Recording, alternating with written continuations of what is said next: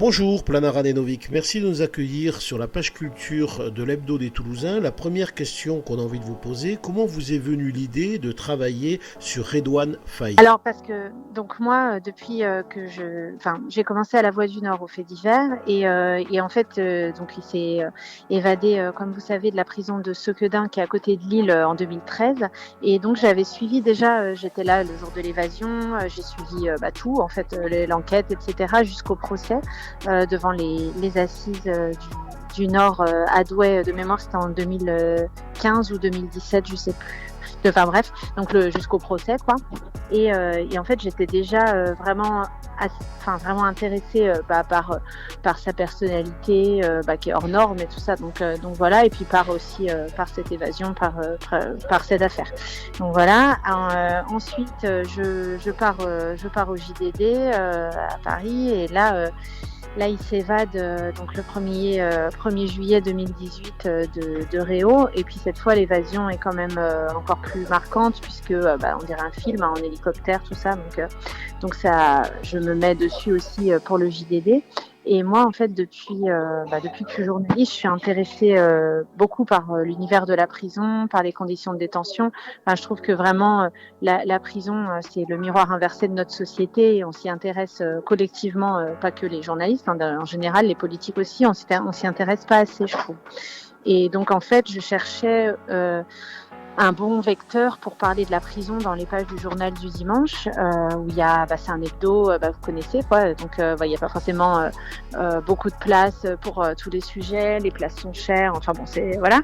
Et donc en fait j'avais su par ses avocats de l'époque que les conditions de Redouane Faïd depuis qu'il avait été repris de Réau, donc depuis 2018 quand il a fini sa cavale, étaient vraiment uniques en France et puis drastiques. Donc ça m'intéressait de faire un point là-dessus et clairement pour parler de ça au JDD, il fallait que je leur vende une exclue en plus parce que juste dire que ces conditions sont inadmissibles, on m'aurait pas pris l'article. Donc du coup j'ai eu cette idée de demander à le rencontrer. Donc voilà, j'ai demandé. C'était assez long. Ça a duré 9 mois à peu près. Pour convaincre le juge d'instruction de m'octroyer un permis de visite parce qu'à cette époque-là, donc il a le statut de prévenu parce que l'affaire de Réau est encore à l'instruction.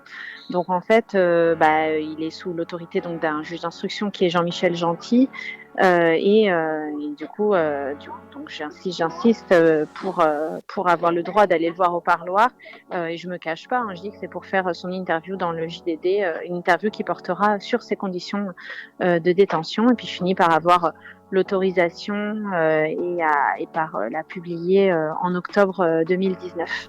L'idée du livre, depuis l'enfer gris, elle part de cet article-là. Comment est venue cette idée de faire ce livre? Et en fait, donc après je publie l'article et en fait il se passe plusieurs semaines et je reçois une première lettre de lui début janvier donc 2020 où là en fait il me remercie pour l'article même si je savais que ça n'avait pas du tout eu les conséquences escomptées puisque ses conditions de détention n'avaient pas du tout changé, mais il me remercie en gros de lui avoir donné la parole et d'avoir été un peu son porte-voix en fait.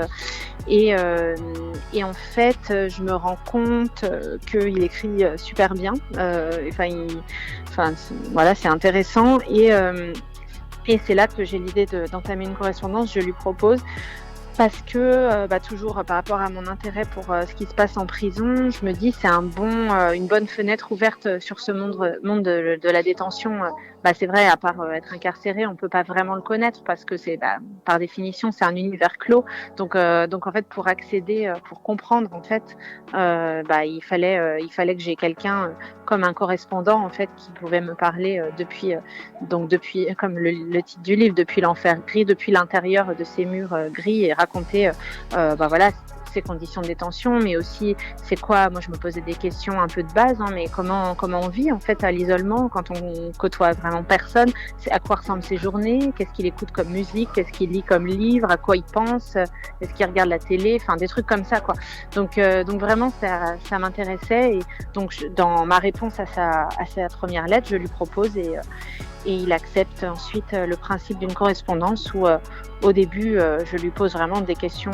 Enfin moi je suis surtout dans le questionnement et à ma place de journaliste, et puis lui il me répond. Quel est votre sentiment quand vous l'avez vu pour la première fois devant vous en prison? Alors ce qui me saute aux yeux, c'est son teint, sa pâleur. En fait, il a vraiment un teint grisâtre, voire verdâtre en fait. Et j'ai compris après que c'est parce qu'il voit jamais le soleil. En fait, il est placé à l'isolement et ses seuls contacts avec le soleil, c'est quand il sort 2 fois par jour dans une cour de promenade, mais dont le toit est grillagé. Donc voilà. Et donc il a vraiment un teint presque cadavérique en fait. Enfin, c'est très frappant. À ce moment-là, en plus, il était habillé en clair, très propre sur lui, etc. Mais pas, justement, c'est le contraste aussi avec l'image un petit peu de beau-parleur, de tchatcheur qu'on avait quand il a couru les plateaux télé en 2010, où en effet, il présentait très bien, il avait bonne mine, etc. Là, non, je le vois pas du tout comme ça. Donc, c'est vraiment ça qui m'a frappée. Et le deuxième aspect, c'est que quand je m'installe dans le parloir, donc c'est un parloir hygiaphone, donc avec une vitre de plexiglas entre nous, lui en fait il est encadré par 4 surveillants pénitentiaires habillés en tenue anti-émeute. Donc tenue anti-émeute, en fait c'est comme un peu les CRS dans les manifs, quoi, un peu Robocop, quoi. Et donc ça fait, sauf que ce parloir c'est tout petit, un parloir, donc ça fait vraiment un drôle d'effet de voir cet homme avec ce teint là amaigri, qui a l'air finalement là sur le coup assez fragile, et encadré par ces surveillants qui après l'ont laissé. En fait, ils l'ont juste amené là parce qu'ils l'encadrent pendant tous ses mouvements, mais après j'étais vraiment face à face avec lui pendant 1 heure. Votre histoire et la sortie de ce livre Depuis l'enfer gris nous fait penser à L'instinct de mort de Jacques Messrine, qui était sorti en 78, et notamment avec son entrevue avec la journaliste Isabelle de Wangen de Paris Match à l'époque, le 1er août 78. Ne trouvez-vous pas qu'il y a une certaine filiation entre ces deux livres? Exactement. Et oui, il y a vraiment une filiation. Justement, j'ai repris aussi ce qu'avait fait Jacques Messrine à l'époque. Et puis d'ailleurs, il avait donné une interview à une jeune journaliste de Paris Match, voilà. Donc du coup, j'ai un peu repris ça. Et en effet, c'est tout à fait, il y a vraiment un parallèle entre les deux, même dans ce qu'il dénonce, dans la manière de le dénoncer, c'est assez intéressant.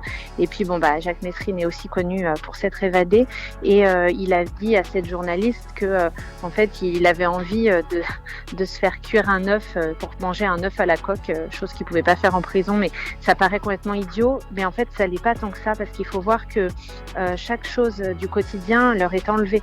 Après, dans ce livre, le but n'est pas du tout de dédouaner Redouane Faïd par rapport à ce qu'il a fait, pas du tout. Mais on se pose la question, de comment on traite quelqu'un. En plus, c'est quelqu'un qui risque de vieillir en prison, peut-être même de mourir en prison, parce qu'à l'heure actuelle, il sortira à 74 ans, mais il risque de prendre encore plus avec le procès de Réau. Donc voilà, comment on gère en fait ce type de personnalité-là, et est-ce qu'on les laisse, comme il lui-même le dit, emmurés vivants dans un cercueil en béton jusqu'à ce que mort s'en suive, quoi. Est-ce que c'est digne de notre société des droits de l'homme? Oui, parce que promenade seul dans une cour avec toit grillagé, parloir à travers une vitre, ces images nous font étrangement remonter aux années 78, quand déjà à l'époque Jacques Messrine, François Besse ou bien Charlie Bauer devenaient les défenseurs acharnés des droits des prisonniers en concentrant leur action contre les QHS, qui seront fermés d'ailleurs en 82. Oui, exactement. En fait, les QHS n'existent plus sous cette dénomination-là, mais en fait, les QI, quartiers d'isolement, c'est pareil. Oui, je suis d'accord avec vous, c'est exactement ça. Quand il a lu le livre Redouane Faïd, qu'est-ce qu'il vous a dit? Ça lui a plu? C'est dans l'esprit de ce qu'il voulait dénoncer? Alors oui, en fait, il l'a même lu avant parution, parce que ce sont ses lettres, en fait. Donc je voulais être sûre que qui cautionne évidemment chaque mot, parce que c'est une chose d'écrire à une personne, c'est une autre d'être publié et potentiellement lu par des milliers de personnes. Donc je lui ai fait lire avant parution. Lui, en fait, le but de ce livre, il y en a plusieurs. Il veut dénoncer ses propres conditions de détention, et aussi, comme vous dites, être un porte-voix pour les autres détenus aussi, et notamment avec l'histoire de Jumeau, qui est un détenu picard qui s'appelle Vincent Leroy. Ce jeune jeune homme en fait qui s'est suicidé en prison parce que justement lui il n'a pas supporté ces conditions de détention. En fait, il veut décrire et rendre justice à ces personnes-là. Et après, son questionnement, c'était mais est-ce que, en gros, est-ce que c'est pas un peu trop, ça c'est pas un peu trop intime pour lui? Est-ce que parce que lui, c'est quelqu'un quand même qui a une image publique un petit peu de personnes un peu, pas de caïd, mais un petit peu dans son premier livre, en tout cas fait avec Jérôme Pierrat, qui s'appelle Braqueur des cités au grand banditisme. Là, pour le coup, on est dans l'image tout à fait d'un caïd, etc. Moi, comme c'est pas ce qui m'intéresse. Moi, dans mes questions, je suis rentrée plus dans l'intime, dans son enfance. Il parle un peu de sa maman, tout ça, mais c'est pas quelqu'un pour qui c'est naturel en fait de parler comme ça. Donc, il a eu une petite appréhension par rapport à ça, mais il était content en fait qu'on parle pour une fois de lui d'une autre manière, pas par rapport à justement à ces braquages, ni en les dénonçant, ni en les héroïsant, parce qu'il y a aussi ça, même dans la presse et tout ça, et donc juste de parler de lui détenu en fait, lui maintenant, homme de 51 ans, qui écoute Johnny Hallyday, qui voilà, c'est une autre facette en fait. Alors, en voyant cette détention assez dure sur Redouane Faïd, on a l'impression d'avoir une vengeance de l'État et notamment de la justice, plus exactement. Ne croyez-vous pas que son enfermement de cette manière, avec en haute sécurité, très très haute sécurité, n'est pas justement une vengeance des loupés de la justice? C'est vrai que, en tout cas, moi, le terme de vengeance, il ne l'emploie pas. C'est quelqu'un qui n'a pas de haine contre l'État et tout. Moi, je l'emploie pas non plus, du coup, mais par contre, c'est quand même l'idée. Peut-être pas à ce point-là, mais en tout cas, je trouve que ça pose question dans le sens où on voit, voilà, moi, je m'occupe des faits divers, donc je vois plein de trucs, d'affaires autrement plus sordides. Je sais pas, je pense au violeur de la Sambre, le plus grand violeur, le plus important violeur en série de France, qui a violé ou agressé sexuellement plus de 50 femmes. Lui, en fait, il a des unités de vie familiale. Ça veut dire que tous les week-ends, il a un petit appartement mis à sa disposition par l'administration pénitentiaire. Il y passe du temps avec sa femme, ses enfants. Je veux dire, après, c'est pas pour dire que lui, ses conditions de détention doivent être durcies. C'est pour poser la question quand même, quand on voit, ou même que Francis Holm ou des mecs comme Guy Georges, enfin, ils ont des meilleures conditions de détention que Redouane Faïd. Donc c'est vrai que au niveau de la gradation des différents crimes et même après chacun se fait son idée, mais qu'est-ce qui est plus grave, quoi, de faire des braquages ou de violer et tuer des femmes, quoi. Donc alors, depuis hier, 5 septembre, Redouane Faïd, comparé aux Assises de Paris pour son évasion spectaculaire de 2018 de la prison de Réau. Vous l'avez vu, là, lors de ce premier journée de procès? Vous êtes allé le voir? Malheureusement et heureusement, mais j'ai été beaucoup sollicitée, donc j'ai pas accepté tout, mais j'ai fait quand même pas mal de médias. Et du coup, je suis juste passée au procès, mais de toute façon, hier, c'était l'appel des jurés, le rapport. Donc pour moi, c'est pas... de toute façon, les faits, je les connais. Donc, mais je vais venir... là, je suis à Lille aujourd'hui, mais demain, c'est l'interrogatoire de personnalité. Donc là, par contre, je me plonge tout l'après-midi dans le procès, et puis je vais le suivre. Oui. Donc, mais je l'ai aperçu hier, mais de loin, la salle est grande, et voilà. Mais il avait l'air que, c'était cohérent avec comment je l'ai vu, sauf que comme il y a du monde et tout ça, il essayait un peu de donner le change. Je sais que j'ai des confrères qui l'ont trouvé souriant, mais je pense que c'est un peu une manière de contrebalancer, quoi, parce que c'est vrai que sinon il a quand même les traits tirés. Enfin, c'est normal d'ailleurs. N'importe qui à sa place serait comme ça. Alors, depuis la parution de ce livre, depuis l'Enfer Gris, avez-vous eu des retours des autres détenus? Parce que ce livre aussi, c'est le porte-parole, quelque part, de la détention des autres, quoi, dont on ne parle pas. Alors oui, beaucoup. Ouais. En fait, j'ai notamment participé à un streaming avec un YouTuber, mais bon, je suis pas trop mon truc. Enfin, je connais pas encore trop ça, mais bref, donc je sais plus son nom, mais en fait, il est très écouté en prison, ce monsieur. Et donc pendant qu'on parlait là avec ce YouTuber, il y avait des détenus qui réagissaient. Et oui, beaucoup de bons retours et de en fait merci à travers lui de parler de nous en fait, de la prison. Enfin c'est plus parce qu'il est pas, enfin après chacun se fait son idée, mais moi en tout cas j'ai pas voulu le stariser lui dans le livre en fait. C'est vraiment de parler d'un homme en prison dans des conditions extrêmes, mais ça parle de la prison.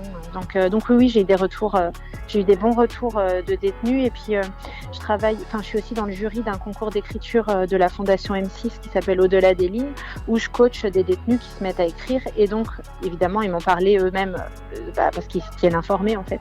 Ils m'ont parlé du livre, certains même l'avaient lu parce qu'il est dans la bibliothèque de certaines prisons et en effet ils sont contents qu'on parle d'eux de manière un peu pas juste quand il se passe un fait divers en prison ou pour dire que les prisons c'est là où les gens se radicalisent. Enfin bref, de parler d'une manière un petit peu différente quoi. Donc ouais. Alors on rappelle donc Plana que ce livre Depuis l'enfer gris est sorti aux éditions Michalon, que c'est un livre donc qui retrace la relation épistolaire que vous avez eue avec Redouane Faïd. Merci beaucoup de nous avoir accordé cette interview pour la page culture du petit journal de l'Hebdo Toulousain. Merci Plana. Merci à vous.